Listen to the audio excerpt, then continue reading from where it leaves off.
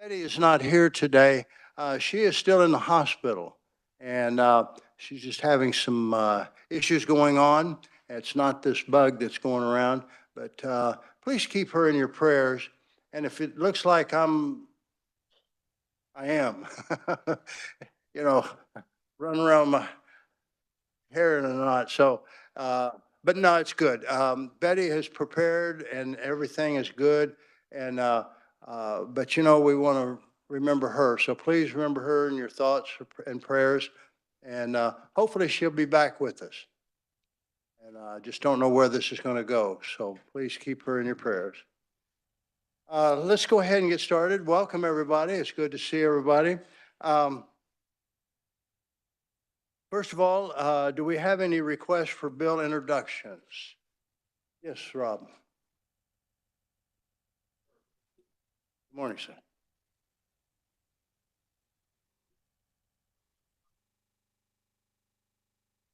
Oh, now it's on. Good morning, sir. Rob Light, Director of Operations from Kansas Office of Veteran Services. Introduced Bill RS 0816, essentially updating the definition of veteran for the state of Kansas, sir. Okay. All right. Do I hear any objections to that introduction? Okay. Considered introduced. Yes. I appreciate it. Thank you. Yes. Go ahead. RS 709, and this is a bill concerning veterans and military establishing the order of the Sunflower, directing the governor to award a Sunflower Award to military spouses who meet certain criteria. What was that number? 709. And I have any other bills that need to be introduced?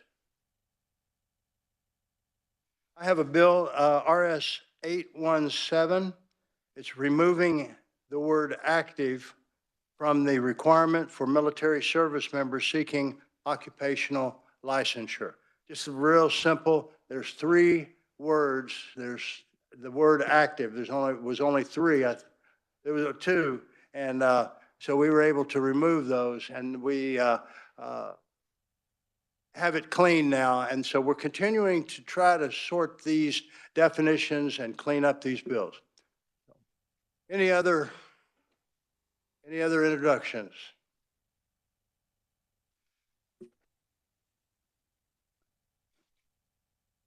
At this time, I'd like to introduce General Turner, and he has a presentation for us, he and Rob, and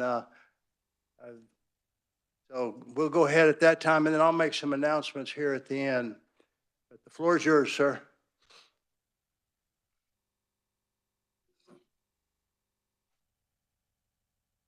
Thank you for being with us today. I really appreciate it.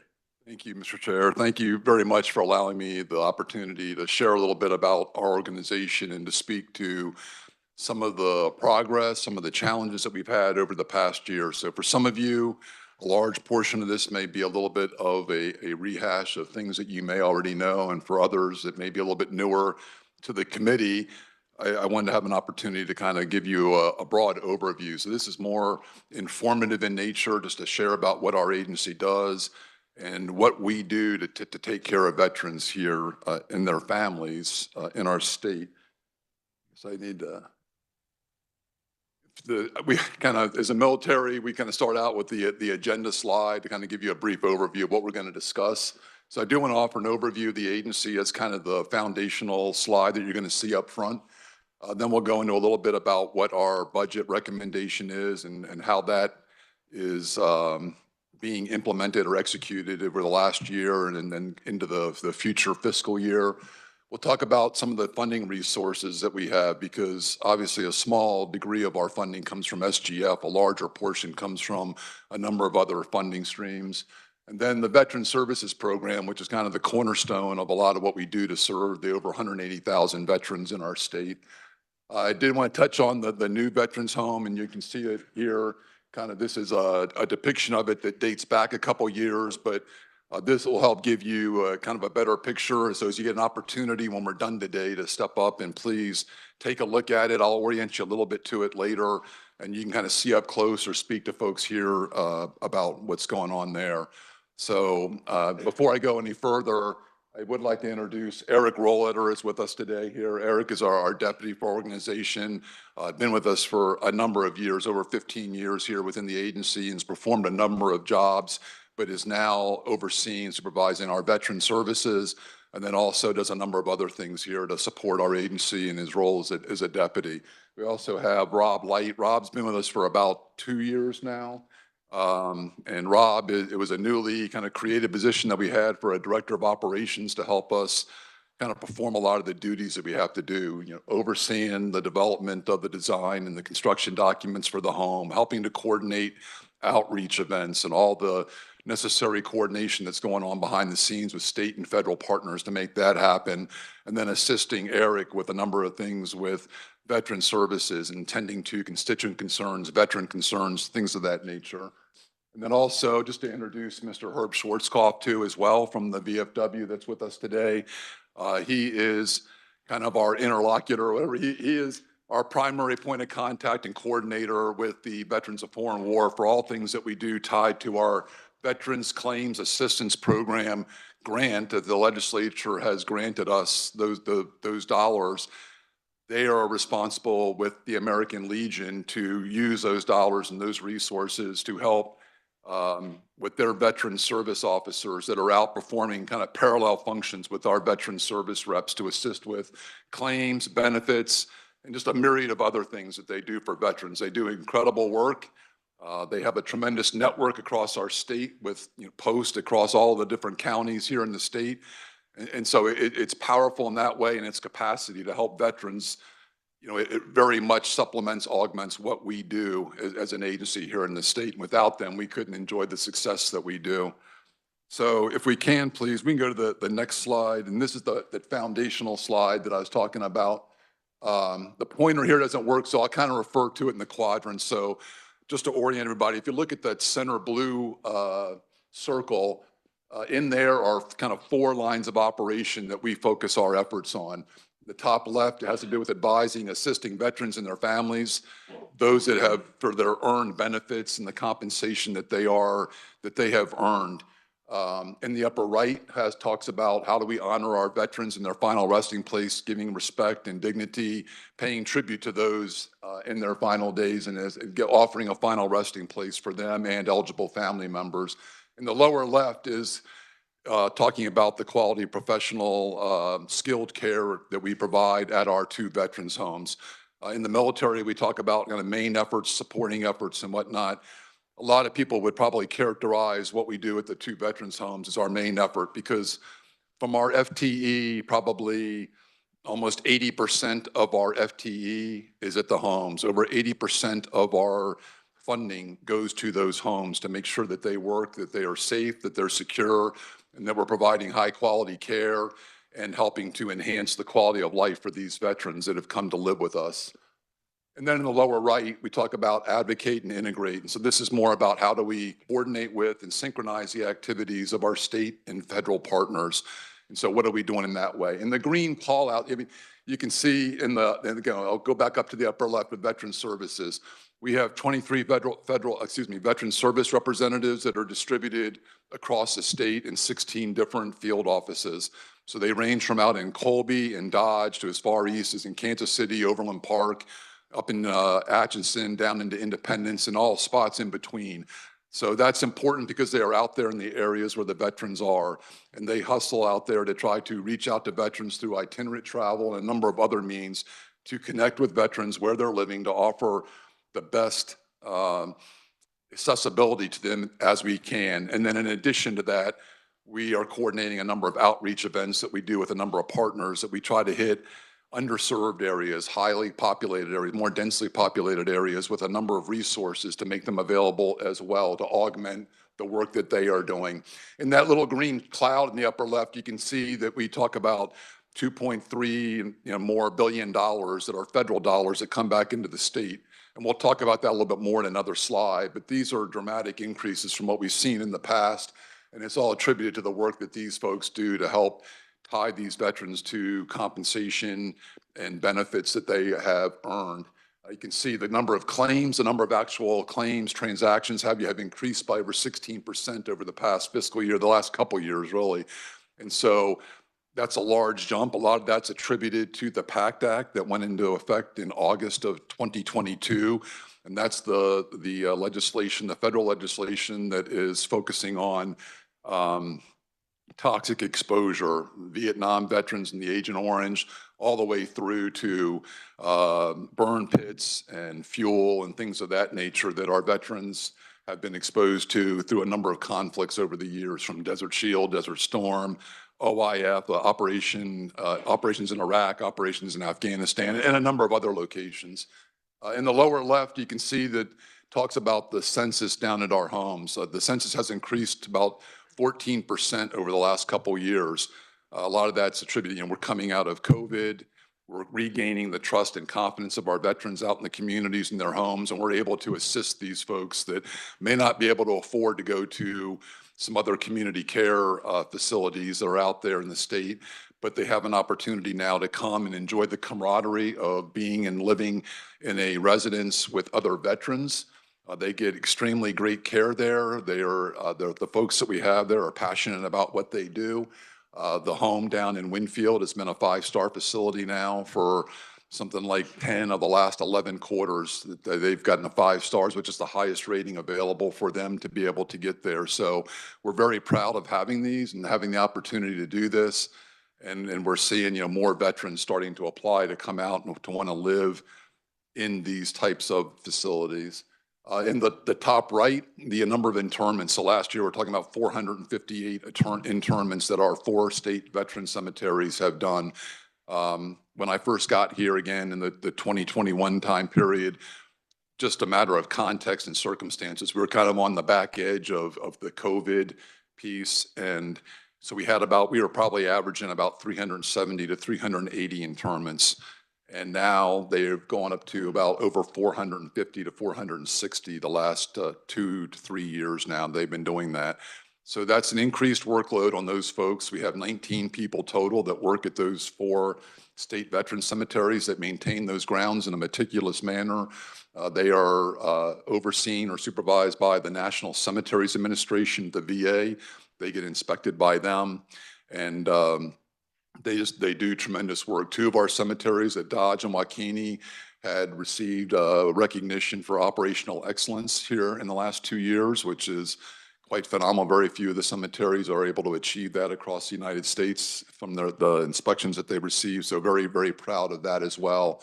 To back up a moment, the state veterans homes, I didn't speak to that, but they are surveyed as well, and they are surveyed by CMS in conjunction with the KDAD's resources. And then they are also receive separate surveys from the VA. So they are intensely watched as well. If I can go to the next slide here. So to talk a little bit about the budget, you can see what the budget numbers and the actual from 2025. And you can see there quickly that the $16.3 million that we receive in SGF represents roughly about 1/3 of what our total overall budget is. And that's and then in the next year in 26, you'll see it represents a little bit less than half. It's probably, closer to about 38 to 40% of what our actual budget is. The difference in these 2 numbers that you see from 25 to 26 to explain, the total budget being 56.2 to 38, that's attributed, and you'll see in blue there is the $17.2 million that has been appropriated to us in our SIBF account for the new veterans home. And that represents the state's commitment from thank you to you all and the governor's administration here for that commitment of dollars from the state. It represents the 35% that we're required to have in cash available in order to apply for the 65% grant that we're trying to get, which is the other roughly 32 million. And we'll talk a little bit about that later. But again, what's key there is that you can kind of see the SGF as a relationship to the total budget. And then we'll talk a little bit more here in a subsequent slide about what our actual other funding streams are and how we're reliant on census and internments and things of this nature to help augment our budget. Bottom line here is that we are not requesting any supplemental or enhancements for our 25 and 26 budgets. So we are in good position there right now and have no kind of compelling requirements at this time. I said I'd talk a little bit about the agency funding sources, and you can see here at the top, we have obviously the standard two there, the state general fund and the state institutional building fund for our, really for our CIP projects that we have. So these are the projects that we're using to help enhance our services down at the homes, at the cemeteries. They're applied to things like roof replacements, generators, HVAC systems, lighting in some cases to help facilitate the environment there where veterans are coming in and out of and families are coming in and out of our facilities.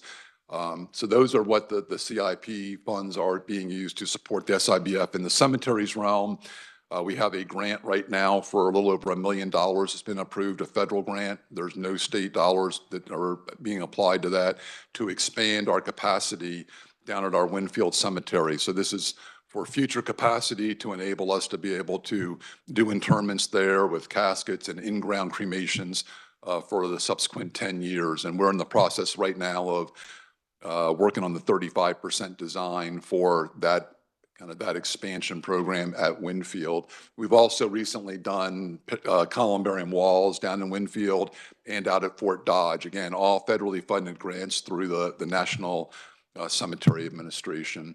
We also receive state lottery dollars. We get a little bit over $1.2 million. It's split. 50% goes to Veteran Services and Eric and his team. So about $600K there. The rest of it is split between cemeteries and the homes to help augment what they do there to support veterans.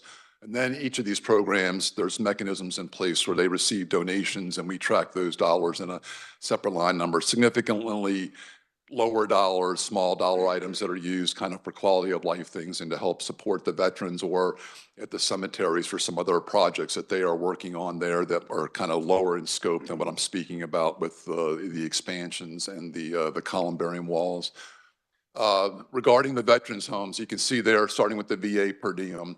So for a standard veteran that comes in there, we receive an amount of $144 a day for those veterans. For domiciliary care, it's $62. These are for the standard, I hate to use the word standard, but for a veteran of a certain of conditions that qualify to come into the homes, that's the dollars that we receive from the VA for those folks.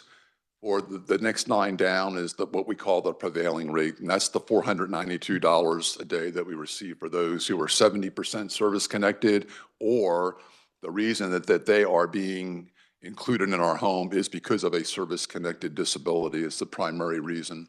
So you can see where those folks there and the dollars that are received there to help to compensate for some other amounts that may not, because the average cost probably to maintain these veterans, and I'm giving you a rough approximation, it's probably somewhere in the neighborhood of $15,000 to $18,000 to fully care for these folks out at these facilities. And we're talking about, from their kind of their quote unquote room and board, so all the food services, the dietary, the housekeeping that's required, the medications, the occupational therapy, the physical therapy, and all that goes into that to care for them out there, and to pay for those skilled caregivers to provide that. You can also see that there's Medicare and Medicaid dollars. Again, it's based on the residents and the skilled services there for the Medicare, and then the Medicaid based on their income thresholds and the like. So there, again, are other dollar amounts that help augment that. If you go down to the bottom there, the maintenance fee talks about the private pay for the individuals, and you can see that that's a very, very, very affordable value here for these veterans that go in there that can afford that. And you can see where that's $111 a day. So we're talking less than $3,900, a month for these folks. And these values haven't changed since I've been here, and probably for 2 or 3 years preceding my time here. I got here in 2021. So that's certainly something that we need to continue to look at, as we may have to adjust these things kind of for cost of living and what have you at these locations for these folks. But we work hard to keep that at a low rate to allow these veterans this type of care and location. It's kind of our nation's commitment to be able to take care of them, and we're very honored and privileged to be able to do that here. With regard to the Veterans Cemetery, we also have what they call a plot allowance, and you can see that's almost $1,000 per veteran. We also inter dependents. So that 458 that you saw that are interred, about 380 roughly are veterans. The other 70 to 80 are eligible spouses or adult dependents who are eligible that were living maybe with or being cared for by that veteran. These are dollars, again, that go back in. They augment the budget that the cemeteries get and helps to pay their salaries. It helps for all the maintenance and the requirements of all the things of the fertilizer and the equipment that is required to operate these facilities. Did want to talk a little bit about veteran services. You'll note the picture there in the lower right. Again, I took the opportunity to thank Representative Thompson. This is a situation that he brought to our attention last year. I want to say it was probably late last spring that you brought that to our attention, sir, and being able to assist a veteran that he was working with in his area. And it was a great honor for us to be able to come back and present an award to his spouse to properly recognize him and to honor him in his community for what he had done there. In this case, this gentleman had done far more than he had continued to live a life of service to our nation, to our state, and to our community, far beyond the incredible things that he had done in service in combat. So it was really quite a moving thing to be able to do and to see her and her appreciativeness for what we were able to do. And that's just one instance of something that happened there. But you can see a lay down here of veteran services. Again, this is all under the oversight and supervision of Eric.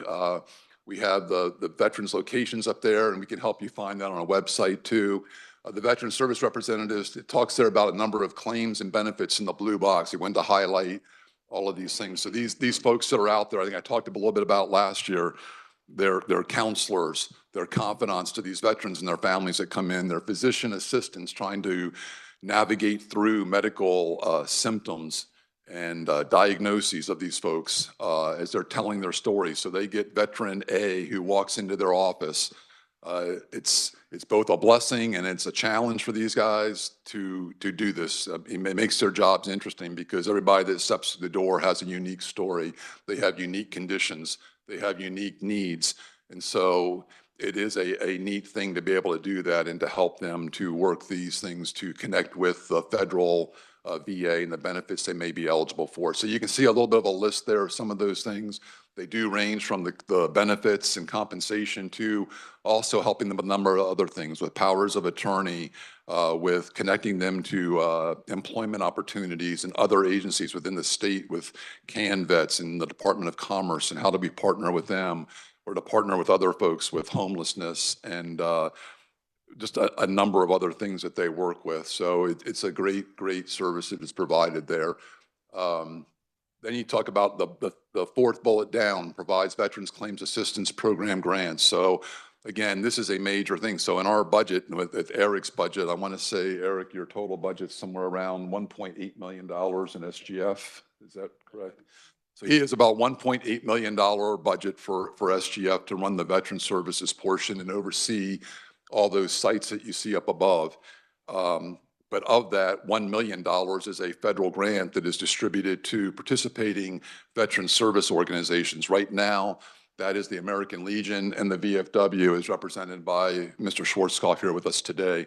So they are partners with us. They provide upward of 20 to 22 personnel that work at they're largely located, or the majority of them are located at the VA healthcare facilities in Leavenworth, Topeka, and down in Wichita. They also have representation at the VA regional office down in Wichita. So just about anywhere that veterans may visit, we have them there. I kind of tease about it. I say they kind of have the home field advantage because, as you might imagine, the veterans, as they come for care at these medical facilities, they are directed to go see them down at those facilities, and they bear a heavy burden there, if you will. A burden might be a bad word, but they share a heavy load because they get a vast majority of those veterans that come in are coming into the facilities are directed down to see their veteran service officers there, and they're working with them to help connect them to things as they're coming out of their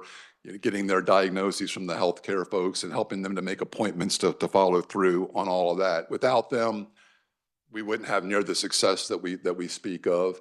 The last part of this down here is the state approving agency, and you can see where state approving agencies, state approval authorities that work with the GI Bill, and they're the ones that help to kind of validate the programs out there across a number of institutions, technical institutes, educational institutes. They also have internship programs that they oversee, apprenticeships with various professions.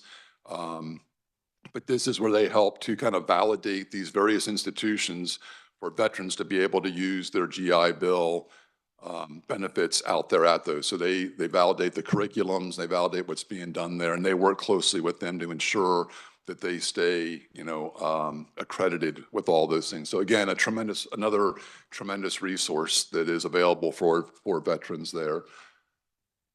On this slide, you can see this is what I talk about. We talk about the graphical distribution. It's called the GDX documents that we get to compare. These are comparisons of the years in fiscal year 23 and 24. And you can see in there kind of the increases. That's kind of the takeaway here right now. So in the left-hand side there, it starts with compensation and pension.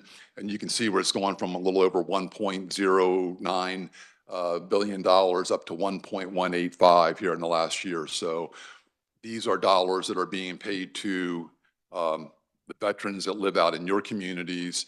They're coming from federal dollars for them for benefits and compensation that they're using consequently to pay their bills, to shop in the local communities, to pay their mortgages, to pay their rents, to help sustain them in their livelihoods.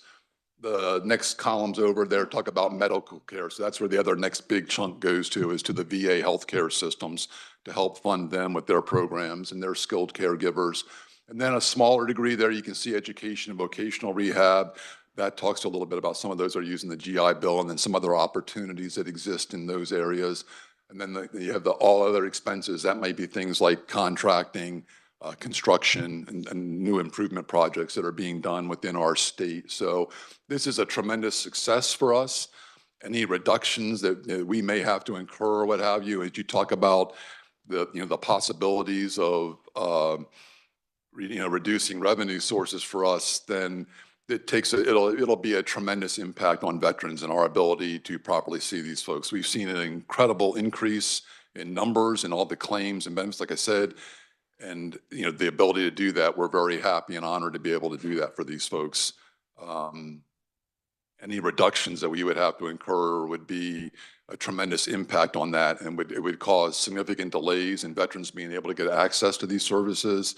And in some cases, it would cause us to have to move or close down offices or other services there to be able to provide them. So just wanted to be able to share that with you there. Again, I just want to close out with a couple slides talking about the new home. This is where you can see it's oriented there in that little white box in the upper right portion.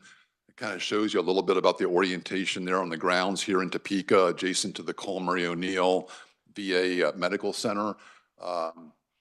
That kind of spatially allows you to see that there. On this next slide, we talk about, this is something that started, we applied for the federal grant back in July of 22. We've been continuing to work through them and to get the dollars from the state, and that commitment that's allowed us to be up to number 78 on priority group 1 of their list. So they typically have 8 categories. We are now on priority group 1 in the top list.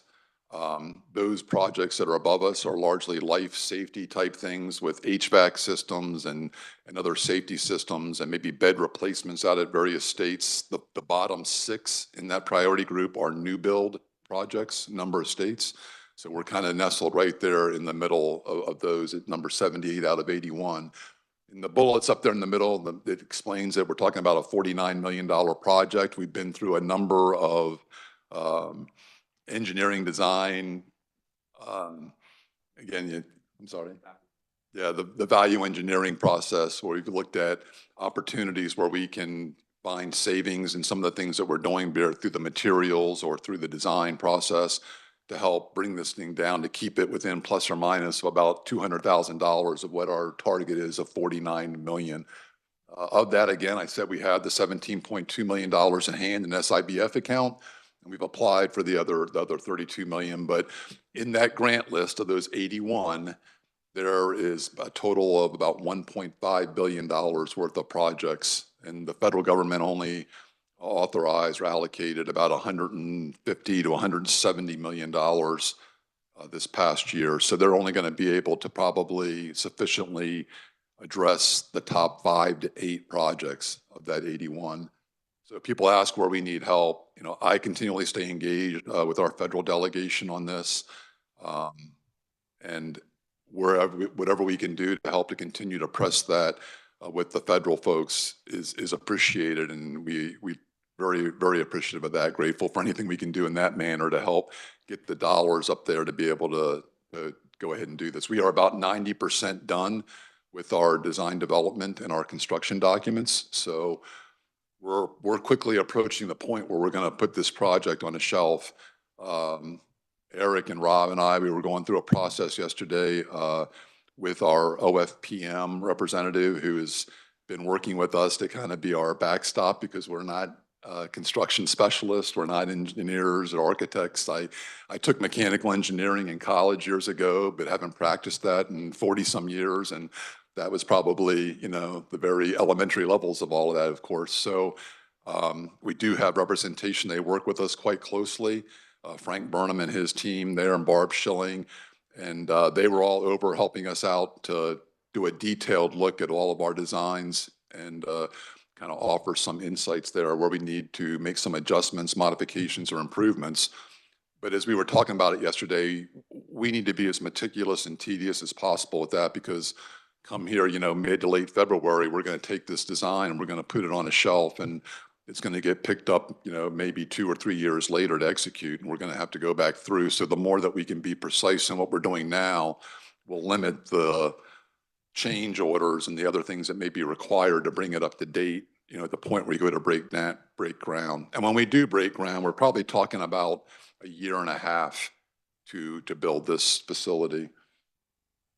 The last things I just want to talk to you, kind of leave you with, are some of the trends that we've seen the last couple of years. We have seen a tremendous increase in the contacts across the state. We work hard to market our agency with small business groups, with chambers of commerce, with nonprofits across the state. There must be over 100 nonprofits that will do cheetah flips here to help veterans across our state. And it's a matter of us trying to reach out to them, let them know what we do, what services we provide, and how we can assist veterans. So again, that's where you all can help us to help bring that awareness to veterans that are out there in your areas or in your colleagues' areas, to make sure they know that we exist out there where they live, and we will help them any way we can.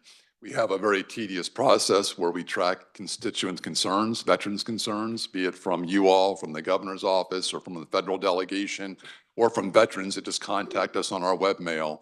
And we make sure that we ensure that we track those issues through to completion to make sure that they're taken care of and addressed.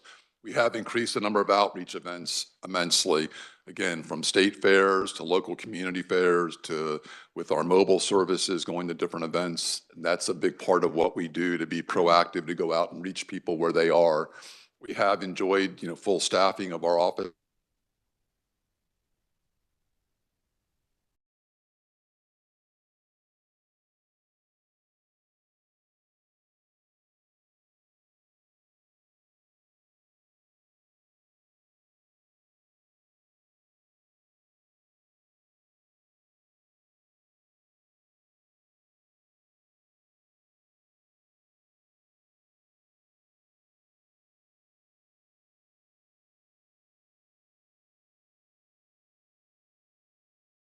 Now down in Winfield, they're experiencing a pretty severe flu outbreak. I understand, speaking to our superintendent here yesterday, he spoke to some of the elementary schools there, that they had roughly 500 students that were out of school due to flu things. And so we're dealing with a very vulnerable population. So that was that. I may have hit something to take it off there. I don't know. But the last piece here of that then is the cemeteries. And we talked about, what we're doing to try to care for all those folks as well, and expanding our capacity, expanding our resources to them, and reaching out to take care of them as well. That's really the primary things I wanted to talk to everybody about, to share about. We're always available should you have other questions. The last piece I did want to share, and I asked if we could hold on, and I'm going to ask to hand this out to everybody. This is the geographic distribution of EA expenditures across our state by county. I was afraid, kind of like a school teacher, if I give this to you up front, I'd lose everybody because I would go straight to the numbers.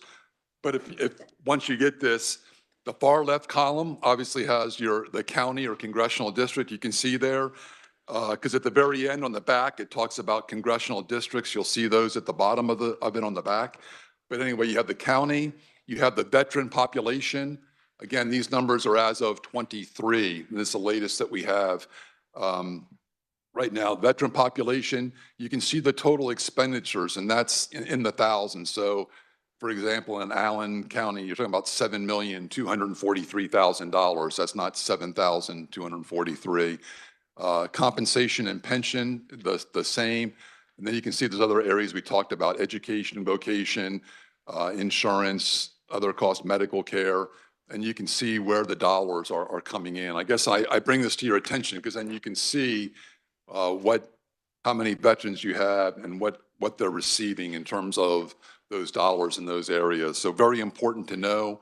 We have some other documents. We have some other stuff that we can share that we use to do our analysis. It says how many veterans are in these various areas, how many are receiving comp and pen, how many are at what service-connected disability, and we kind of develop our own little ink blots, if you will, of areas where we need to focus our resources. We have, finite amount of resources, limited, that we want to make sure that we're applying them where they are most going to, give us the effect that we want to achieve, while also taking care of every veteran that has a concern to make sure that they are receiving these things. So really, that's all I had, Mr. Chair, and I'll stand for any questions, sir. Thank you. Sir, thank you very much. We really appreciate it. It gives us an idea of where we're at on these things. Is it a good idea putting a bunch of old veterans together? You may have to hire Shore Patrol and MPs. Keep an eye on those guys. Just kidding. Yeah, no, sir. But as you might imagine, for any environment like that, you're dealing with people. It is. You are dealing with veterans in all seriousness. Many of these folks we see now have heightened cases of PTSD, of other challenges.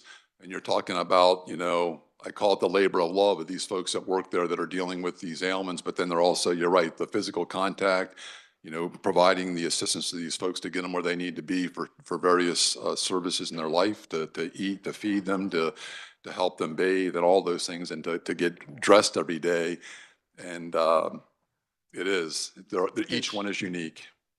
Absolutely. And I was just kidding, but I can see, peer support and with PTSD is important. So, are there any other questions for General Turner? Yes, Representative Bloom. Chairman Thompson, good morning, sir. Do you have any idea how long that's going to take to get the money? Sir, we don't right now. There is no projections right now on what may come forth in the budget from the federal dollars, and that's what we're waiting on right now to see how that's going to break out. Is there anything we can do?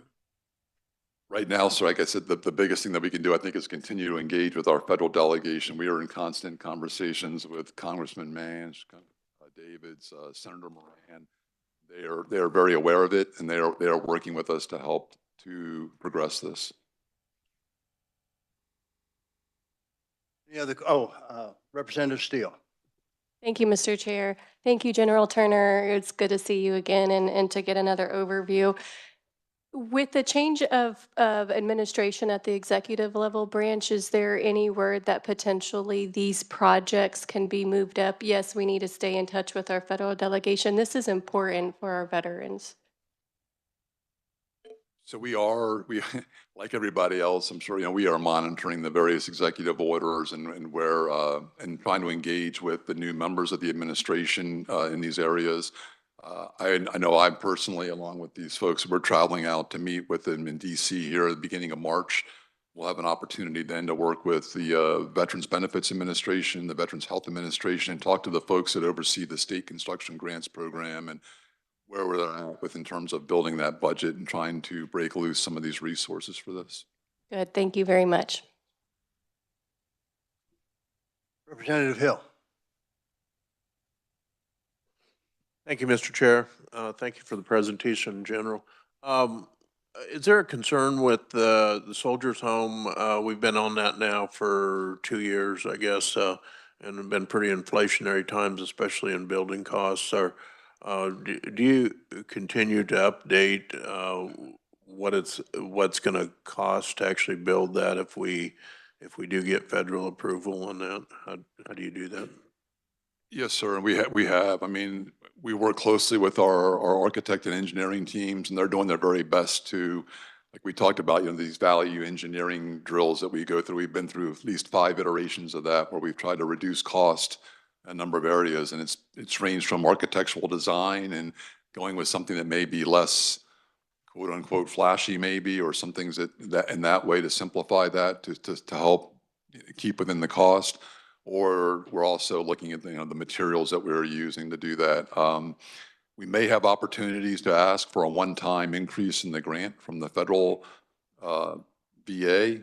At the point where we do that, we'd have the responsibility to come back into the legislature and the governor to ask for a 35% cut of that as well. So as we see that, we would have to do that, and then we would be obligated for 35% of whatever we're asking for in that extra amount. But as far as that, we are keeping close watch on that, and they try to project out in the future and the dollars, the material, and the labor that would be required to do it. So we feel like now that we're in a good place with the cost, but obviously in the next couple years, as the environment is kind of shifting, then we're going to have to make some adjustments. Thank you. And I just a little bit of a shout out. I worked with a veteran that was down at the Winfield home, and it was a really good experience working with the people down there and their level of care. So very impressed. Thank you. Representative Goddard. Thank you, Mr. Chair. Thank you, General, for the briefing today. My question has to do with the figures on this sheet. Way over on the right-hand side, there's a column for medical care. Does that number in that column reflect the VA clinics that might refer someone to the community care program? Maybe refer the patient to a hospital for an x-ray or whatever?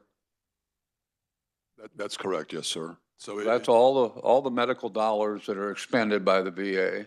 That's correct, sir. So out in those community-based outpatient clinics, and then for the referrals, and those are all services that are covered by the federal VA. And then for that veteran, that's what is captured here. Thank you very much. Thank you, Mr. Chair. Representative Butler. Thanks, General. First thing, just a comment, just to recognize Anthony Gibson out in Junction City. He is just dynamic, and people around there, the veterans around there talk about him. I walked into the office for an appointment, and there were 4 walk-ins waiting on him, and he's overwhelmed. And I don't know if you got any extra people you push out of the way, but he's really good. So I do want to commend him for his work. He's kept me on track where I'm going with mine. The second thing is recently there was a comment made by one of our veterans that they had heard that dual compensation might be one of those areas that is being looked at. Has there been have you heard anything on that?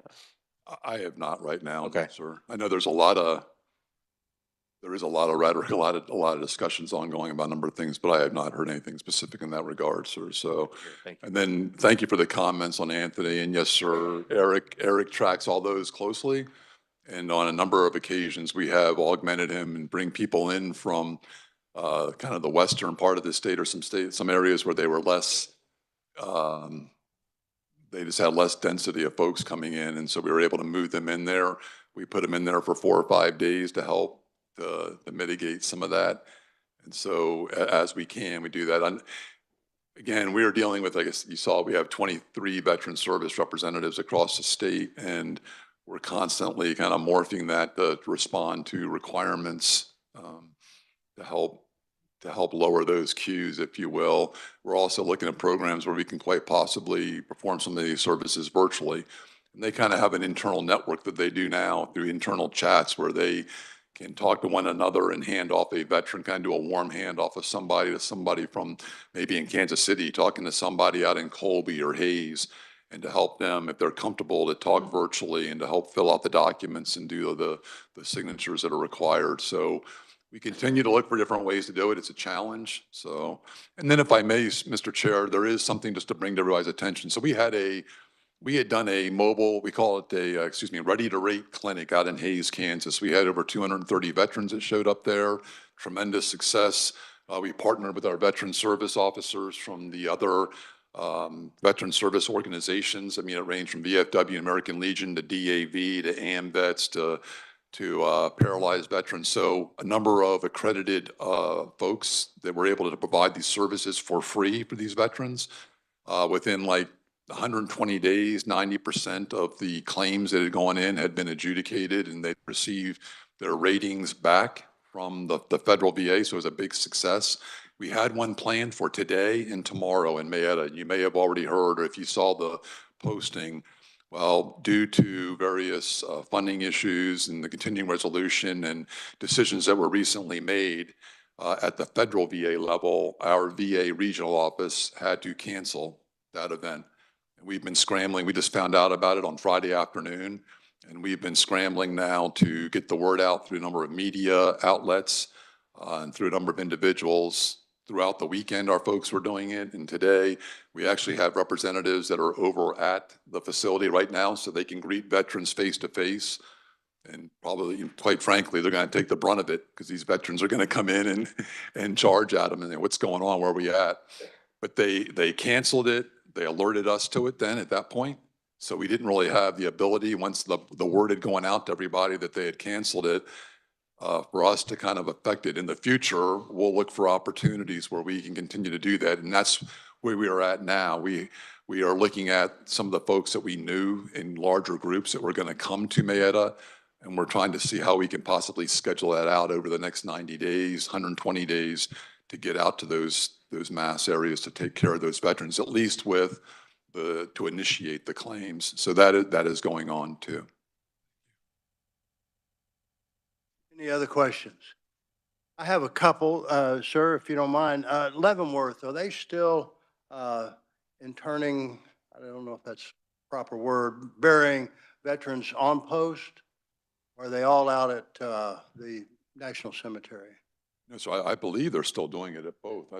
On Fort Leavenworth, but is Fort Leavenworth the Army?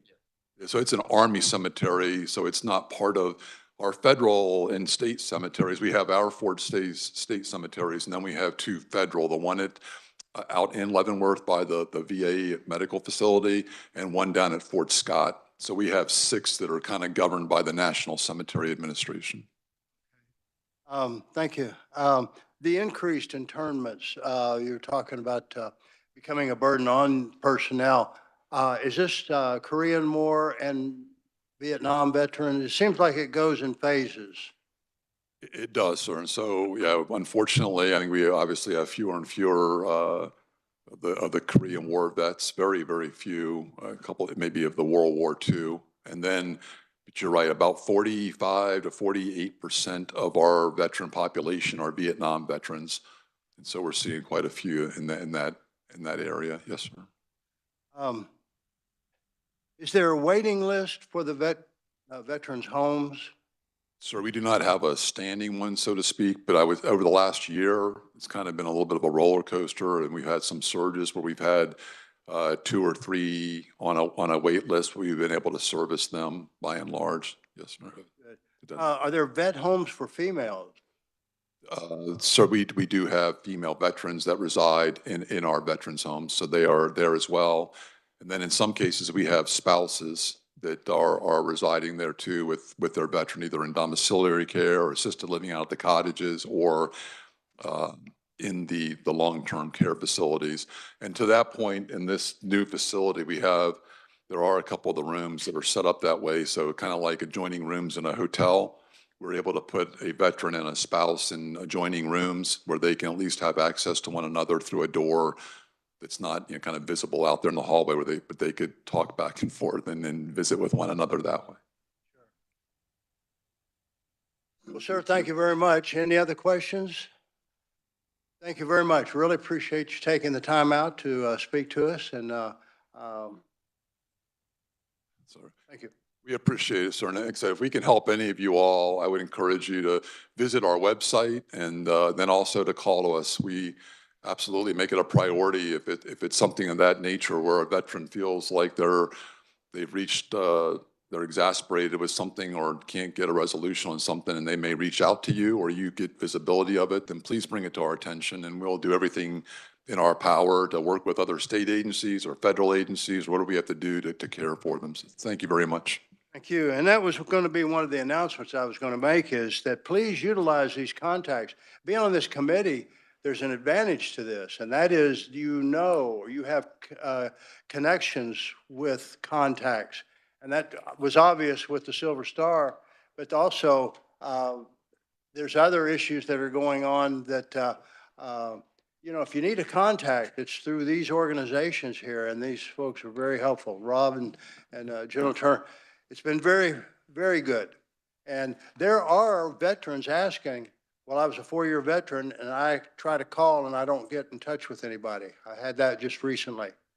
And we had a name change, so it's Kansas Office of Veteran Services. And so you can just make a contact there, and if you have any questions. Real quick, and we'll finish up. Representative Pat Proctor is going to have a presentation. It's not on the agenda, but he will have a presentation Thursday.